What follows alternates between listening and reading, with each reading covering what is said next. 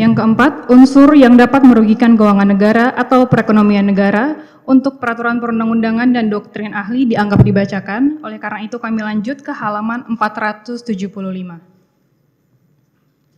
Terkait dengan unsur ini, pertanyaannya adalah apakah perbuatan terdakwa telah merugikan keuangan negara seperti yang didakwakan oleh jaksa penuntut umum dalam halaman 2907 surat tuntutan mengenai unsur merugikan keuangan negara. Penuntut umum telah menyatakan dengan tegas bahwa dasar penuntut umum menyatakan telah terjadinya kerugian keuangan negara adalah laporan hasil audit BPKP. Dan faktanya, mengacu pada laporan hasil audit BPKP, timbulnya kerugian keuangan negara dalam pengadaan BTS 4G hanya disebabkan oleh penyimpangan-penyimpangan sebagai berikut. Hasil audit BPKP tidak kami akan bacakan seluruhnya, akan tetapi pada pokoknya terdapat 3 jenis penyimpangan. Yang pertama, 7 penyimpangan pada proses perencanaan kegiatan, kedua 6 butir penyimpangan pada proses pemilihan penyedia, dan 3 9 butir penyimpangan pada proses penandatanganan dan pelaksanaan kontrak. Lanjut ke halaman 480, yang mana seluruh penyimpangan tersebut dilakukan oleh PA, KPA, dan Pokja.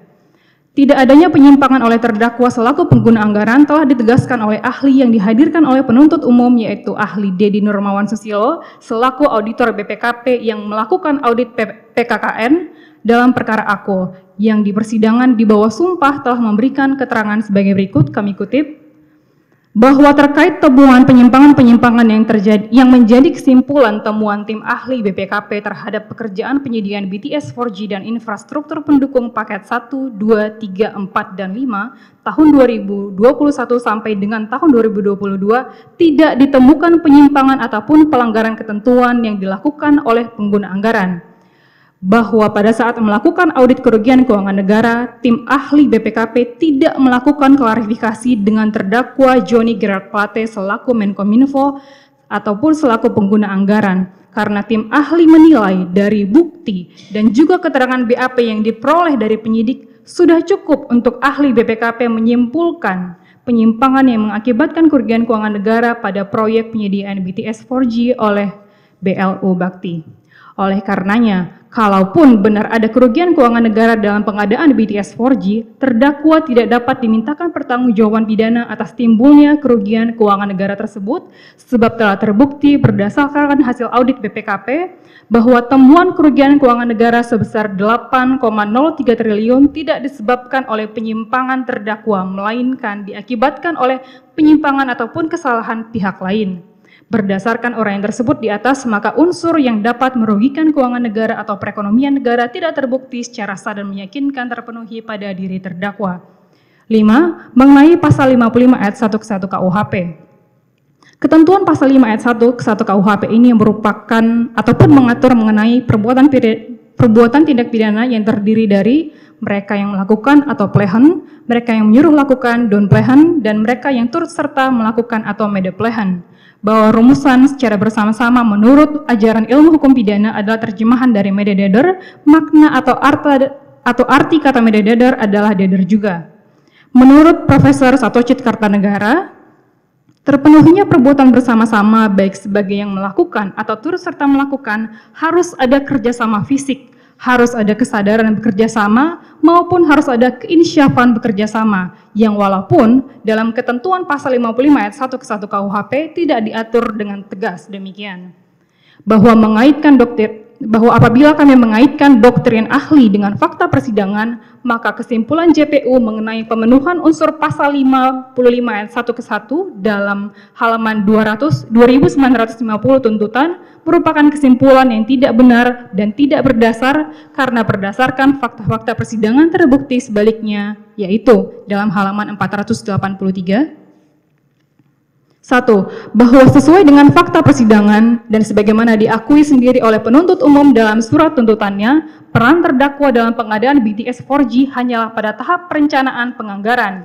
Dan faktanya, dalam tahap perencanaan penganggaran BTS 4G, tidak pernah ada dan tidak pernah terbukti adanya kesepakatan dalam bentuk apapun antara terdakwa dengan pihak-pihak yang menurut penuntut umum telah bersama-sama dengan terdakwa melakukan perbuatan melawan hukum yang melanggar pasal 2 ayat 1 Undang-Undang Tindak Pidana Korupsi, yaitu saksi Anang Ahmad Latif, saksi Galumbang Menak Simanjuntak, saksi Irwan Hermawan, saksi Windy Purnawa, saksi Mukti Ali, dan saksi Muhammad Yusrizki Mulyawan. Selanjutnya kami sebut dengan saksi Anang Ahmad Latif dan kawan-kawan, baik itu penentuan kebijakan pengadaan BTS 4G maupun dalam penganggarannya. 2. Bahwa kebijakan pengadaan BTS 4G oleh BLU Bakti bukanlah inisiatif dari terdakwa maupun bukan inisiatif dari Anang Ahmad Latif dan kawan-kawan, melainkan berdasarkan perintah Presiden Republik Indonesia yang disampaikan dalam berbagai ratas kabinet dalam rangka percepatan transformasi digital yang dimulai pada ratas kabinet pada tanggal 4 Juni tahun 2020 yang kemudian ditetapkan sebagai proyek prioritas nasional dalam rencana kerja pemerintah tahun 2020. 3.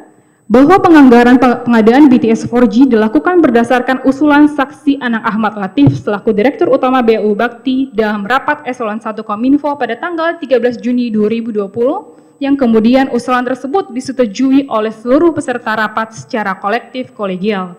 4. Bahwa usulan target lokasi pembangunan BTS dan kebutuhan anggarannya, baik menggunakan rupiah murni maupun menggunakan PNBP Kominfo, disusun sendiri oleh BLU Bakti tanpa adanya intervensi dari terdakwa selaku pengguna anggaran, dan kemudian telah melalui mekanisme siklus penganggaran sebagaimana diatur dalam peraturan perundang-undangan, termasuk namun tidak terbatas telah melalui proses penelitian oleh Biro Perencanaan dan Inspektoral Jenderal Kominfo, serta telah melalui penelaahan melalui trilateral meeting dengan Bappenas dan Kementerian Keuangan. 5. Adapun dalam proses pelaksanaan pengadaan BTS 4G telah terbukti sebagai berikut. A. Terdakwa selaku pengguna anggaran tidak pernah terlibat dan tidak pernah melakukan intervensi dalam proses pelaksanaan pengadaan BTS 4G, termasuk namun tidak terbatas pada penentuan pemenang lelang ataupun penyedia maupun terhadap pembayaran yang dilakukan oleh BLU Bakti kepada para penyedia, sebagaimana telah dinyatakan dengan tegas dalam laporan hasil audit BPKP. B. Terdakwa tidak mengetahui mengenai adanya pengumpulan uang maupun pendistribusian uang tersebut yang dilakukan oleh Irwan Hermawan dan saksi Windy Pernawa yang terkait dengan pengadaan BTS 4G.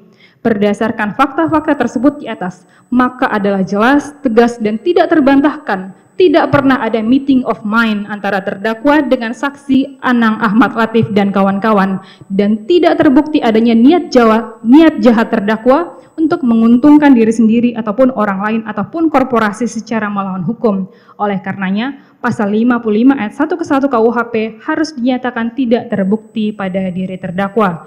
Berdasarkan analisa yuris tersebut di atas, penasihat hukum berpendapat bahwa seluruh unsur pasal 2 ayat 1 Undang-Undang PTPK jungto pasal 5 ayat 1 ke 1 Kitab Undang-Undang Hukum Pidana tidak terpenuhi pada diri terdakwa. Oleh karena itu, terdakwa harus dinyatakan tidak terbukti bersalah melakukan tindak pidana korupsi sebagaimana dimaksud dalam pasal 2 ayat 1 Undang-Undang PTPK jungto pasal 55 ayat 1 ke 1 KUHP. Bab selanjutnya, analisa penjatuhan pidana pokok dan pidana tambahan pada halaman 486. 1. Analisa penjatuhan pidana pokok. Bahwa dalam hukum pidana dikenal postulat hukum yang pada pokoknya menyatakan bahwa pertanggungjawaban pidana tidak akan diminta kepada mereka yang patuh melaksanakan perintah. Postulat ini secara konkret termuat dalam pasal 51 ayat 1 KUHP yang mengatur barang siapa melakukan perbuatan untuk melaksanakan perintah jabatan yang diberikan oleh penguasa yang berwenang tidak dipidana. Terkait dengan perintah jabatan ini, Profesor Edi menyatakan bahwa perintah jabatan yang dikeluarkan oleh yang berwenang memberikan hak bagi yang menerima perintah untuk berbuat sesuatu atau tidak berbuat sesuatu. Dengan demikian, hak ini menghapuskan elemen pertanggungjawaban ataupun menghapuskan sifat melawan hukumnya sehingga dimasukkan sebagai alasan pembenar. Selain itu, Prof. Edi menjelaskan bahwa untuk dibebaskan dari pertanggungjawaban pidana atas dasar melakukan perintah jabatan, paling tidak ada 3 persyaratan. Pertama, antara yang memerintah dan diperintah berada dalam dimensi hukum publik. Kedua, antara yang memerintah dan yang diperintah terdapat hubungan subordinasi atau hubungan dimensi kepegawaian. Ketiga, melaksanakan perintah jabatan harus dengan cara yang patut dan seimbang sehingga tidak melampaui batas kewajaran. Berdasarkan fakta-fakta yang terungkap di persidangan, terbukti bahwa seluruh kebijakan pengadaan 4.200 BTS 4G tahun anggaran 2021, khususnya kebijakan pengusulan anggaran yang dipandang sebagai perbuatan melawan hukum oleh penuntut umum, merupakan pelaksanaan perintah jabatan dari Presiden Republik Indonesia yang telah memenuhi 3 syarat yang dimaksud oleh Profesor Edi sebagai berikut. Pertama, bahwa pengadaan 4.200 BTS 4G merupakan salah satu langkah percepatan transformasi digital yang disampaikan dalam berbagai rapat kabinet dimulai dari ratas 4 Juni hingga pada akhirnya ditetapkan sebagai proyek prioritas nasional dalam RKP 2021. Kedua, perintah percepatan transformasi digital diberikan dalam kedudukan terdakwa selaku Menkominfo yang berada di bawah dan bertanggung jawab kepada Presiden selaku pemegang kekuasaan tertinggi pemerintahan untuk membantu Presiden dalam menyelenggarakan pemerintahan di bidang komunikasi dan informatika sebagaimana diatur di dalam pasal 17 ayat 1 Undang-Undang Dasar, pasal 3 Undang-Undang Republik Indonesia Nomor 39 Tahun 2008 tentang kementerian yang mengatur kementerian berada di bawah dan bertanggung jawab kepada Presiden, dan Peraturan Presiden Republik Indonesia Nomor 54 Tahun 2015 yang kemudian dicabut dengan Peraturan Presiden Republik Indonesia Nomor 22 Tahun 2023 yang mengatur dalam pasal 1 ayat 1, Kementerian Komunikasi dan Informatika berada di bawah dan bertanggung jawab kepada Presiden. 2. Kementerian Komunikasi dan Informatika mempunyai tugas menyelenggarakan urusan pemerintahan di bidang komunikasi informatika untuk membantu Presiden dalam menyelenggarakan pemerintahan negara. Terlebih, Presiden Republik Indonesia telah menegaskan dalam sidang Kabinet Paripurna pertama tanggal 24 Oktober 2019 bahwa tidak ada visi misi menteri, yang ada adalah visi misi Presiden dan Wakil Presiden. Ketiga, sebagaimana telah kami uraikan pada bab 3 analisa fakta nota pembelaan, terbukti proses pengusulan anggaran telah secara patut dan berdasarkan peraturan perundang-undangan yang dibuktikan berdasarkan alat bukti sebagai berikut. 1. Keterangan saksi Arifin Saleh Lubis yang pada pokoknya menyatakan bahwa pengusulan anggaran BTS 4G tahun 2021 telah sesuai dengan siklus anggaran. 2. Keterangan saksi Arifin Saleh Lubis, saksi Dodi Setiadi, ahli Dr. Siswa Sujanto, ahli Dian Puji Simatupang yang pada pokoknya menyatakan sesuai dengan PMK 208 tahun 2019, peran terdakwa dalam penyusunan RKAK hanya menandatangani secara ex officio karena prinsipnya RKAK disusun oleh Satker dan diteliti secara berjenjang oleh Biro Perencanaan dan APIP. Berdasarkan fakta-fakta di atas terbukti bahwa kebijakan pengadaan BTS 4G merupakan perintah Presiden Republik Indonesia. Oleh karenanya, jikapun terdapat perbuatan melawan hukum in casu dalam tahap penganggaran, maka terdakwa tidak dapat dipertanggungjawabkan karena melaksanakan perintah jabatan. 2. Tanggapan atas penjatuhan pidana pokok, bahwa berdasarkan asas tiada pidana tanpa kesalahan atau gens strafzonder schuld, maka terdakwa tidak dapat dipidana jika tidak terbukti melakukan suatu tindak pidana, antara lain apabila satu unsur dari pasal tindak pidana yang dituduhkan tidak terbukti. Untuk itu terdakwa harus dinyatakan bebas atau lepas sehingga terdakwa tidak dapat dikenakan hukuman pemidanaan. Faktanya dalam perkara Akwo, berdasarkan seluruh uraian atas unsur-unsur pasal 2 ayat 1 Undang-Undang PTPK junto pasal 5 ayat 1 ke 1 KUHP dengan merujuk pada fakta-fakta persidangan, terdakwa tidak terbukti melakukan tindak pidana korupsi sebagaimana diatur dalam pasal 2 ayat 1 Undang-Undang PTPK junto pasal 5 ayat 1 ke 1 KUHP. Dengan demikian, terdakwa tidak dapat dihukum atau dikenakan hukuman pidana pokok sebagaimana dimaksud dalam halaman 2951 sampai 2952 Surat Tuntutan mengenai analisis penjatuhan pidana pokok. 2. Analisa terhadap penjatuhan pidana tambahan uang pengganti. Profesor Edi menyatakan bahwa pidana tambahan tidak boleh dijatuhkan tanpa pidana pokok, namun sebaliknya pidana pokok boleh dijatuhkan tanpa pidana tambahan. Selanjutnya di dalam tindak pidana korupsi, pidana tambahan berupa uang pengganti nilainya maksimal setara dengan harta benda yang diperoleh dari tindak pidana korupsi. bahwa dalam pasal 18 Undang-Undang PTPK yang merupakan dasar ataupun landasan penjatuhan pidana pokok pembayaran uang pengganti tidak memberikan pengertian yang terang sehingga menimbulkan tafsir yang berbeda-beda antara penegak hukum. Oleh karena itu, rujukan yang digunakan dalam pelaksanaan pasal tersebut adalah Peraturan Mahkamah Agung Republik Indonesia Nomor 5 Tahun 2014 tentang pidana tambahan uang pengganti atau yang disebut dengan Perma 5 Tahun 2014 yang dalam pasal 1 mengatur sebagai berikut. Dalam hal menentukan jumlah pembayaran uang pengganti dalam tindak pidana korupsi adalah sebanyak-banyaknya sama dengan harta benda yang diperoleh dari tindak pidana korupsi dan bukan semata-mata sejumlah kerugian keuangan negara yang diakibatkan.